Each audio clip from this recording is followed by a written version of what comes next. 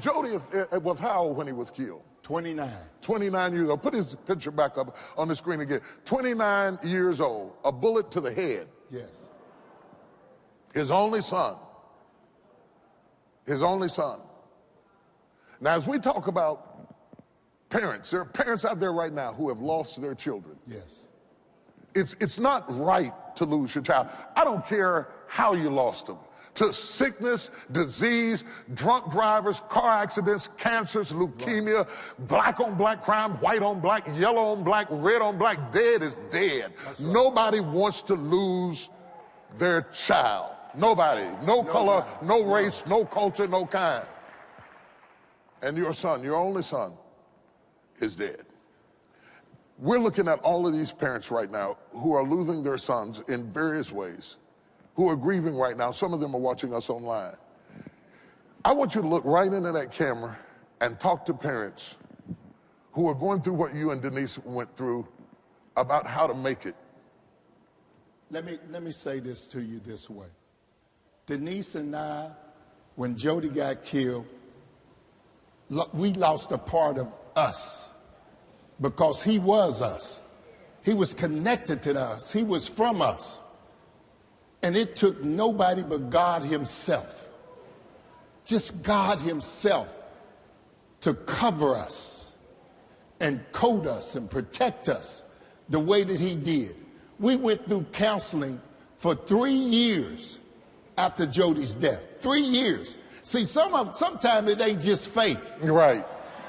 Sometimes it ain't just faith. You said something about having human survival. Mm-hmm. You got to learn how to survive through times like this. And it's hard. Don't get me wrong, it's hard. See, don't let nobody tell you how long to grieve. Don't let anybody tell you how long to grieve. You better go somewhere and sit down. Don't you get up in my face talking about how long to grieve. You're going to get your feelings hurt fooling with me with that. But we went through counseling for about 3 years. And still to this day,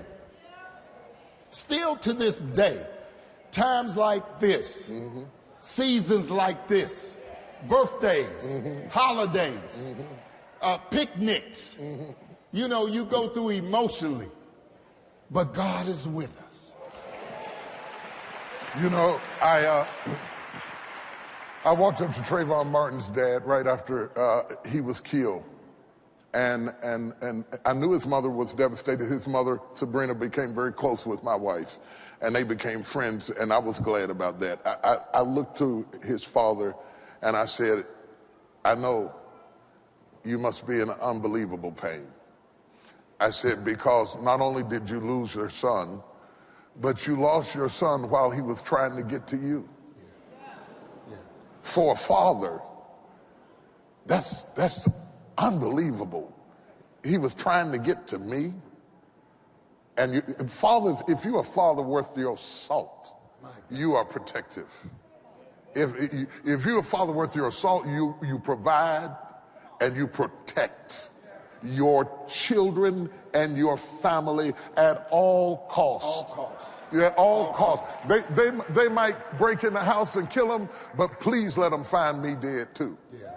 Please let them find me dead in the fight. I'm not going to let you come in and take my stuff and not fight you to the death for my kids. You understand what I'm saying?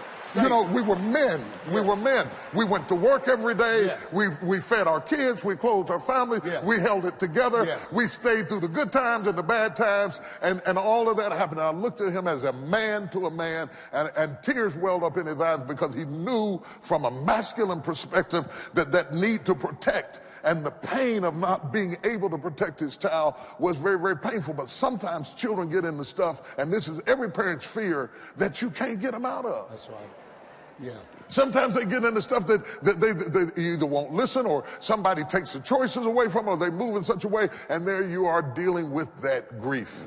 I know it's been tough, and I know it's been difficult, but God, by his grace, a lot of prayer, a lot of counseling, a lot of work, you've come through it. And I believe that if you're out there and you're suffering right now, that you can get through this too. You can too. Listen, God said he's not a respecter of persons. If he did it for us, he'll do it for them. He will bless them. He will cover them. He will allow them to know that he is there for them in situations like this. I believe that this is where your faith really comes to life. This is where you need it more than ever. I'm not talking about that outward showy, jumpy, clap, clap stuff. I'm talking about that inner anchor. I shall not die, but live and declare the works of the Lord.